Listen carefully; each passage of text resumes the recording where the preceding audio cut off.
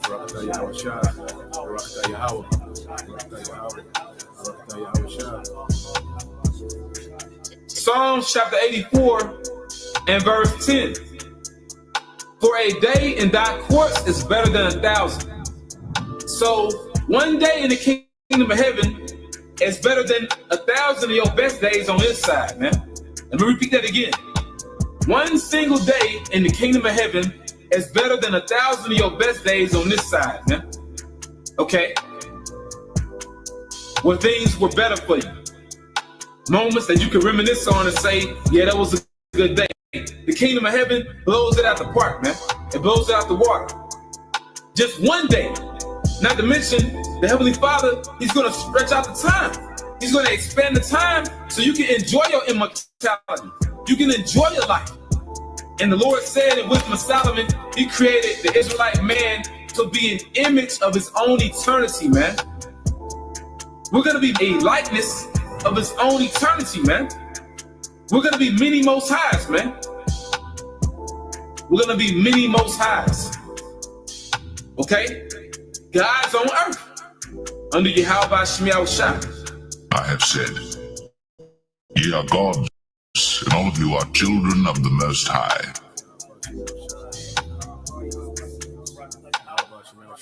And also what's going to make us gods?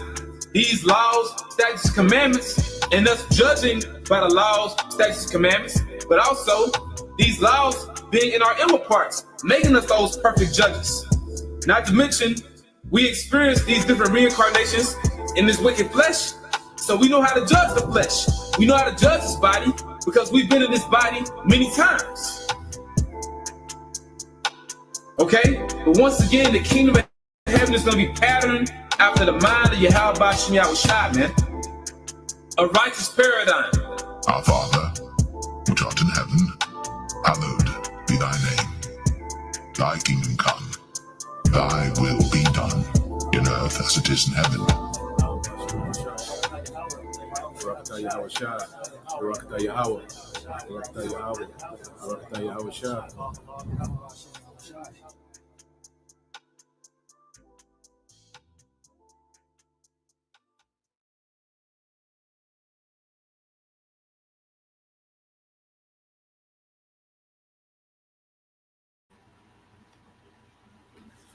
All right, Shalom. First and foremost, I would like to give all praise and glory unto Yahweh, Bahashem, Yahweh Shah, Bahashem, Kakwadash.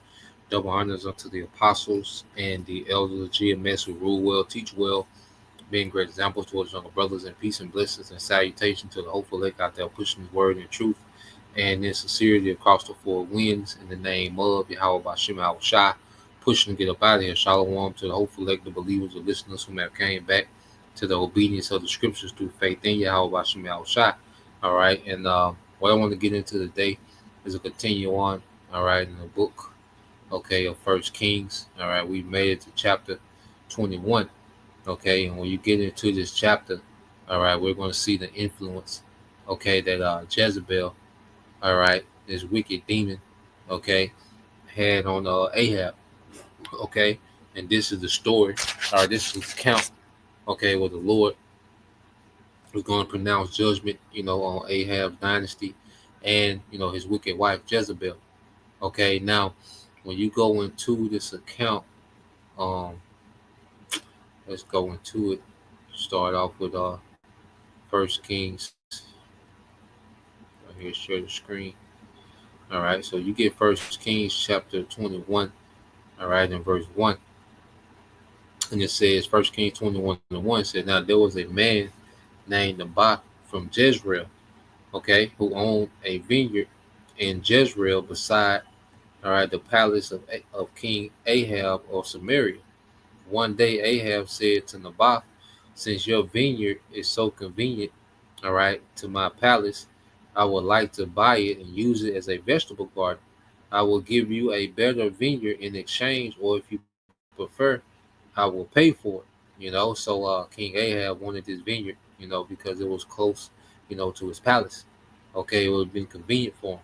Okay, but Naboth replied, the Lord Yahweh Bashem shall forbid that I should give you the inheritance that was passed down by my ancestors, Okay, so he's like, nah, this land been in my family. We worked this land. Like, nah, we good. Like he wanted to keep his land. It was the land of his family. That was his inheritance. So Ahab went home angry and sullen because of Naboth's answer. The king went to bed with his face to the wall and refused to eat. So this nigga pouting, man. This nigga grown ass king, okay, pouting about some land, all right, that he couldn't get. Okay, he has all these different possessions and land and wives and servants and all these different things, but he's crying. Okay, he's pouting. This nigga is throwing the whole. This nigga, you see, is throwing a whole tantrum. Okay, I don't know what type of nigga this was, man.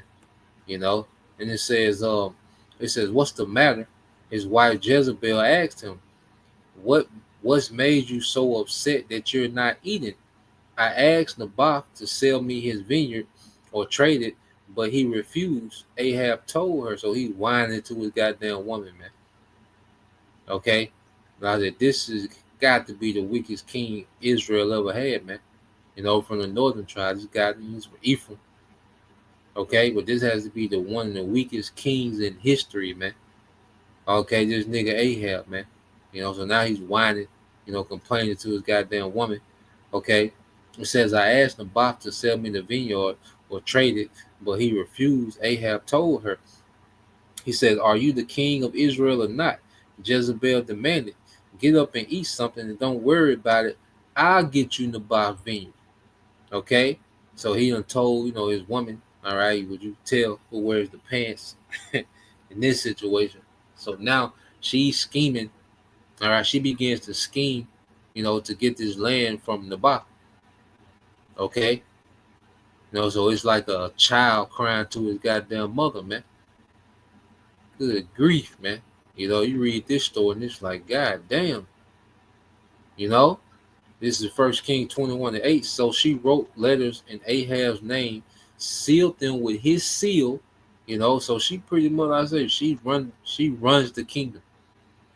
Okay, she Jezebel, she's has the last say so.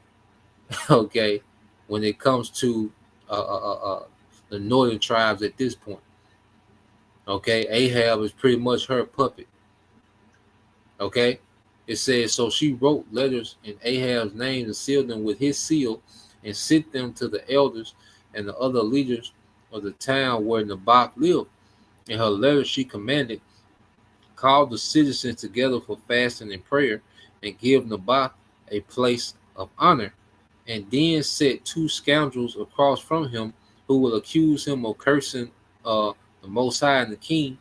Then take him out and stone him to death. All right, so this is a conspiracy, okay, to delete, to kill Naboth. Okay, this is an unjust, killing. Okay, and it says, so the elders and the other 2 leaders followed the instructions of Jezebel had written in the letters. They called for a fast and put Naboth at a prominent place before the people. Then the 2 scoundrels came out and sat down across from him, and they accused Naboth before all the people, saying, he cursed the Most High and the king, because under 2 or 3 witnesses, testimonies will hold. You'd be put to death. All right, the mouth of 2 or 3 witnesses. Okay, so she made sure that it was 2 witnesses. So he was dragged outside of the town and stoned to death. Okay, so this was her plan to get Ahab the land, was to put a just man to death, man. All right, and Jezebel was a wicked woman, man. And you even go into her name, all right, what her name means in the Hebrew. Okay, the spirit of Jezebel is alive and well. Okay, we'll get into that a little bit.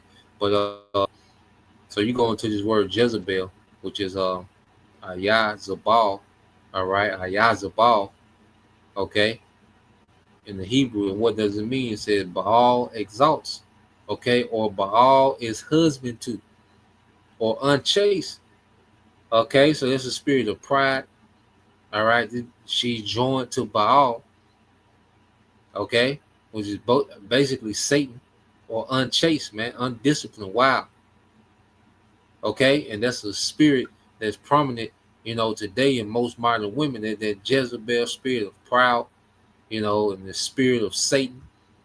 Okay, these women, they're close to Satan in this society, unchaste, undisciplined, man. Okay, so this was, the shot caller during the time of Ahab, man. All right, and him following this woman not only is going to doom him, but as we keep reading, when Jezebel heard the news, she said to Ahab, the vineyard of Naboth wouldn't sell you. Well, you can have it now. He's dead. So Ahab immediately went down to the vineyard of Naboth to claim it. But the Lord said to Elijah, go down and meet King Ahab of Israel, who rules in Samaria. He will be at Naboth's vineyard in Jezreel, claiming it for himself.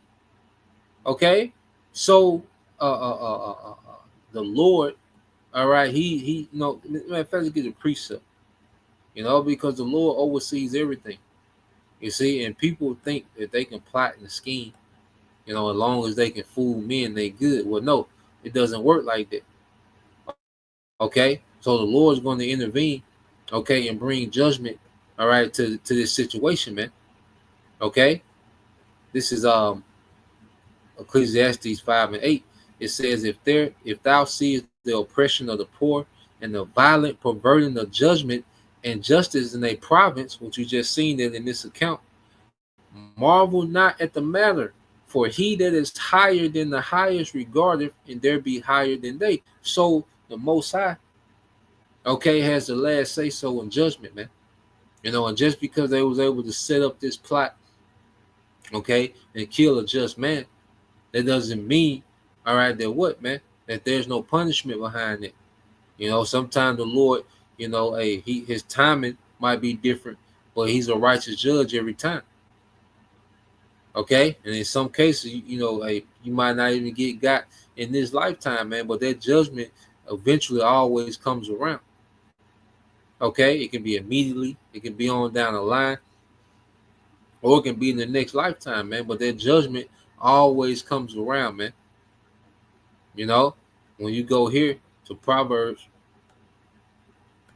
all right, 15, real quick, Proverbs 15:3, it says, the eyes of the Lord are in every place, beholding the evil and the good. So the eyes of the Lord, which are the chariots, are in every place, beholding the evil and the good. Okay, so just because Jezebel, okay, was able to pull this off doesn't mean that she was in the clear. You see, and most people, that's how they think, that just because they're able to pull particular things off as if they in the clear. No, the Lord, he's omnipotent, he's omnipresent. Okay, and there's nothing that's going to go unjudged.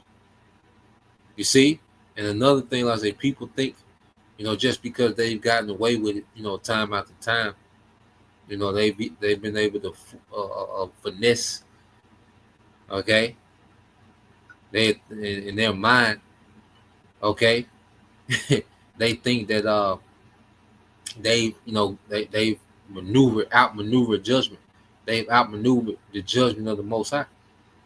Okay, Ecclesiastes 8:11 says, because sentence against an evil work is not executed speedily, therefore the heart or the mind of the sons of men is fully setting them to do evil. Okay, and this is what we're seeing, okay, with this situation, with Jezebel, because she's been doing wickedness for a while. Her and Ahab, she's pretty much been in the driver's seat, okay, of this all right, of this whole circumstances that we see. Okay, and they've been getting away with it. You see, she's been killing the prophets of the Lord. She's just been, that's why she even threatened Elijah. Okay, even though Elijah just confounded, the prophets of Baal, which are, those are prophets that Jezebel set up. Ahab allowed her to set that up, man. Okay, so in her mind, she's thinking that she's unjudgeable. Okay, and that's the typical unruly nigga woman of the day. Okay, they have that mindset that they're unjudgeable, man. You know, that's why they're just so unruly. Okay, so we go back to the book of First Kings. Okay, yeah, like the brother said, super simp. You know, Ahab weak as they come. So let's go here. Let's go, brother. Got a precept. This is brother Hope for leg 3. Psalms 89 and 14 said, "Justice and judgment are the habitation of thy throne. Mercy and truth shall go before thy face."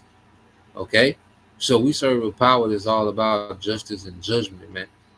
You know, and it can be a small thing or a big thing, man. Judgment always comes around. You know, and like I say, fooling men doesn't mean that you've gotten away with it.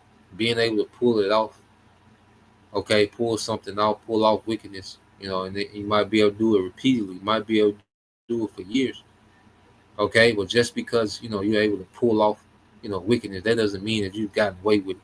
All right, that ain't what that means, okay? Because we serve a just power. All right. Now let's go to First Kings 21 and 18, because the Lord is finna pronounce judgment. Okay, and ultimately Esau is that main example, okay, of judgment.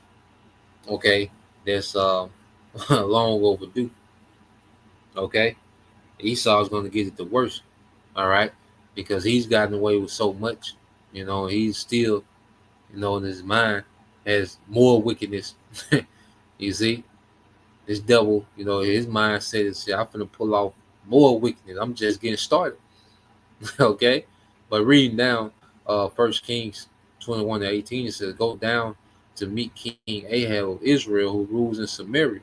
He will be at Naboth vineyard in Jezreel, claiming it for himself. Give him this message. This is what the Lord Yahweh Bashim Shai says. Wasn't it enough that you killed Naboth? Must you rob him too?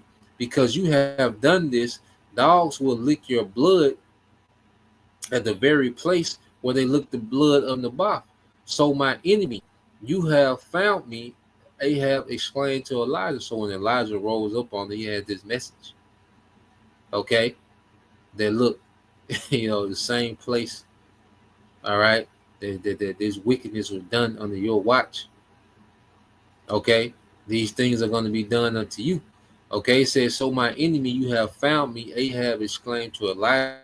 "Yes," Elijah answered, "I have come because you have sold yourself to what is evil in the Lord's sight." And see, he calls Elijah his enemy because Elijah, all right, is always coming, all right, with "thus said the Lord." And because this is a wicked nigga, is never good news for the most part. It's not good news most of the time. Now the Lord was with him, when he was able to win those battles with Ben Hadad. All right, but even in that nigga fumbled, and Elijah had to pronounce judgment on this nigga again, man. Okay, so reading on, and it says, "So now the Lord says, I will bring disaster on you and consume you. I will destroy every one of your male descendants, destroying the whole lineage, slave and free alike, anywhere in Israel." So if you was a blood descendant of Ahab, okay, this nigga following the woman, all right, now all y'all through. Okay, you could just be a servant boy, but you're a distant cousin to this nigga Ahab just because he followed, all right, this goddamn woman Jezebel. All y'all through. Okay, how many families is this going to affect, man? This one man following this one wicked woman, man. Okay, and we're going to see this in the times to come. Especially under the matriarch of nigga culture. Okay, where these women are at the forefront of all these different dysfunctional ass families, man. Okay, many families gonna be destroyed under the banner of matriarch, man, in the times to come. Many. All right, many are gonna go get the C hip. because that's ultimately Baal. All right, that's the idol of today. That's the Baal of today. Gonna be that sea hill. Okay, and many people are going to go get that sea hill, man. All right, under the banner of the goddamn woman. Okay, and it says, so now the Lord says, I will bring disaster on you and consume you. I will destroy every one of your male descendants, slave and free alike, anywhere in Israel. I'm going to destroy your family as I did the family of Jeroboam, son of Nebat, and the family of Baasha, son of Ahijah. So this is the third family, the third lineage that the Lord has had to eradicate from the northern tribes. This is the third lineage. Okay, dealing with Jeroboam, then Baasha. All right, then now you have Ahab. You see, and the Lord's finna do this today. He's finna root out a lot of lineages in Jake, man, Israelites, man. 2/3. All right, that's gonna consist of whole lineages of just wicked niggas, man.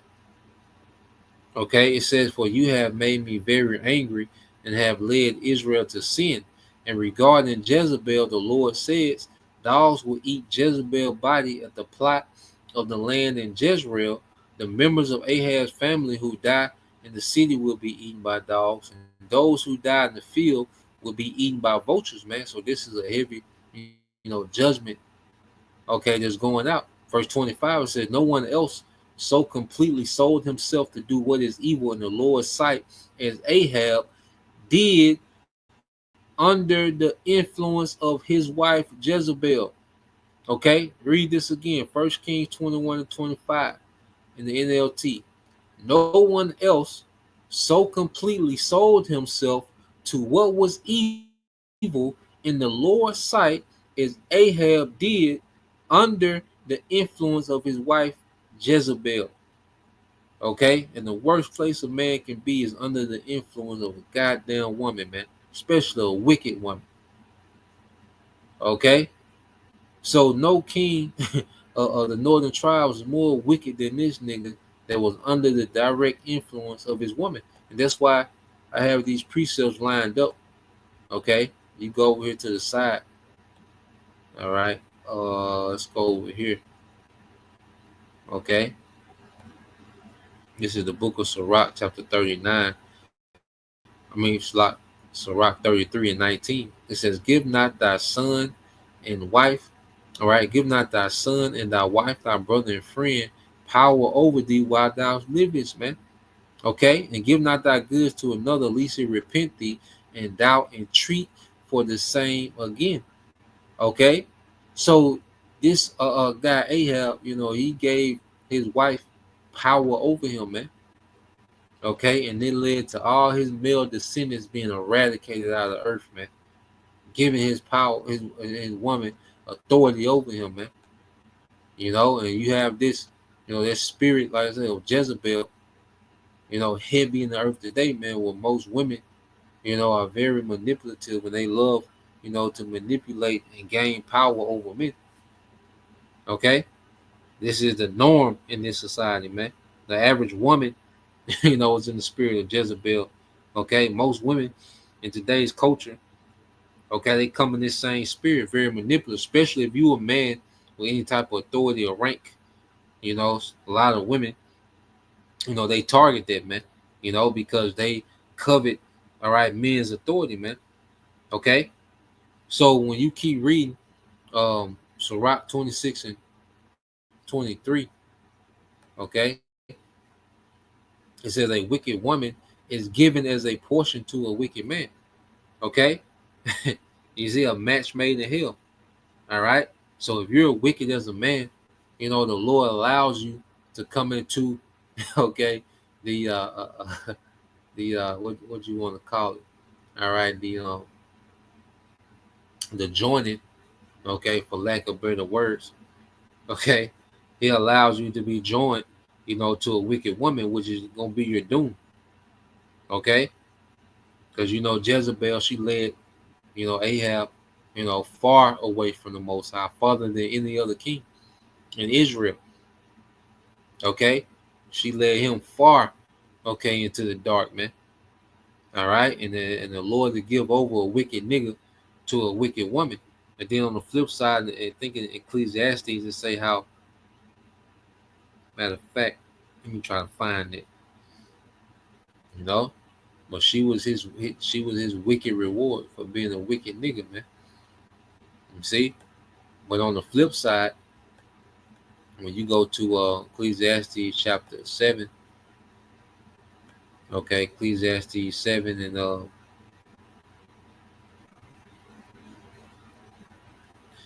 26, it says, I discovered that a seductive woman is a trap more bitter than death.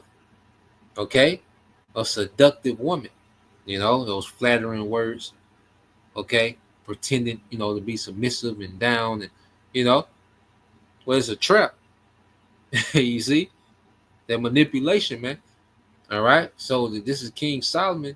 He's peeping all his women, and he like, well, it ain't right, you know.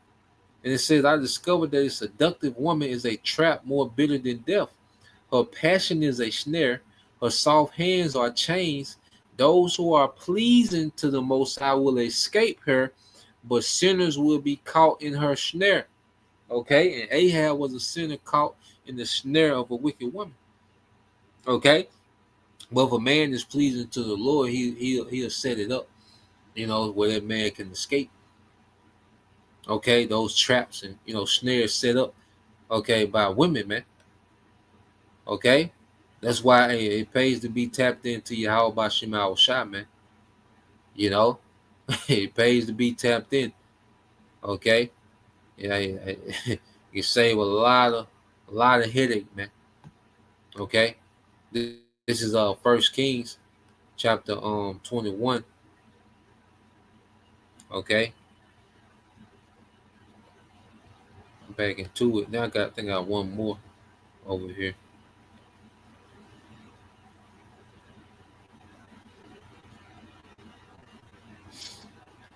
19. This is the book of Sirach. All right, chapter 25, verse 19. It says, all wickedness is but little to the wickedness of a woman. All right, let the portion of a sinner fall upon her, man. You know, because women just have this dark side, man. Women can go dark on another level, man. You know, women can have, you know, no remorse on another level. Like even the most wicked Jake, you know, have, you know, some type of compassion somewhere, man. But like a woman can just go to another level, you know, when it comes to wickedness, man. And for the longest, you know, we even taught, you know, that the woman was just this harmless, innocent, you know, can never be wrong, can never do wrong, is always the victim of circumstances. Nah, man. You know, a lot of women, all right, can go to a dark place that men don't even, you know, a lot of men except Esau, okay, don't even imagine, man. Okay, so let's go back into it.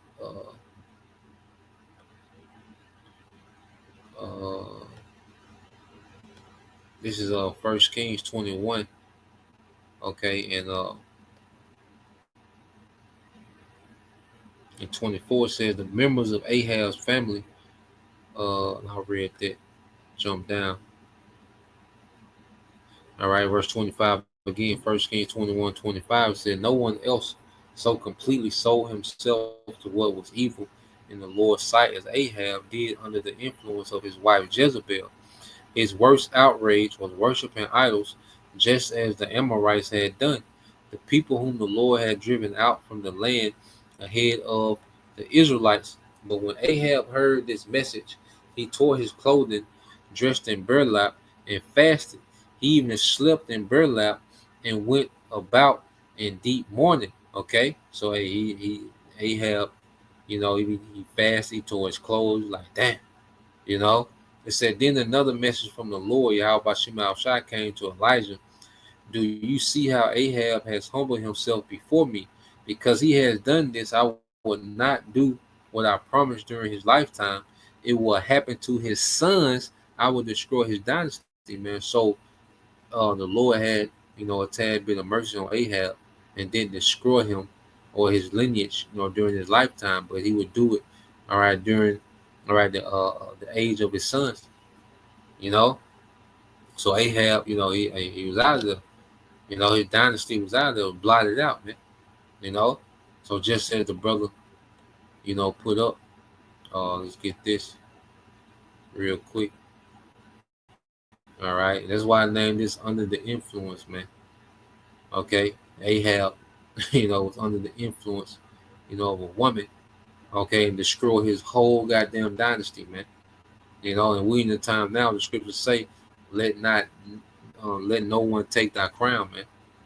Let no man take thy crown, and then best believe woman is included, man. Okay, hey, you've been in this truth for a second or two. You seen men get taken down by their goddamn woman, man. That's why we ended here in the book of Proverbs 31:3. It says, "Give not thy strength unto women." Okay, and right now, our strength, the time that we have, man.